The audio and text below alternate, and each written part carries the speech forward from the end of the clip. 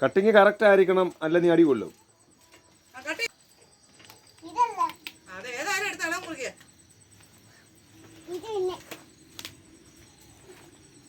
അളവ് അളക്കുന്നില്ലയോ? അളക്കുന്നില്ലയോ? ആ കമ്പിയുടെ അളവെടുക്ക്. ടേപ്പ് വെച്ച് അളവെടുക്ക്.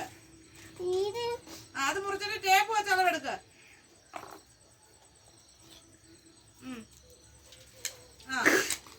അളക്ക. എത്ര ഇഞ്ചുണ്ട്? 1. കട്ടിംഗ് മെഷീൻ എടുത്തോണ്ട് വാ.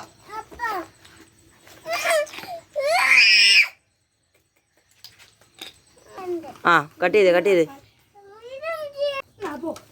ആ ഓണാക്കി കട്ട് ചെയ് കട്ട് ചെയ്യാം.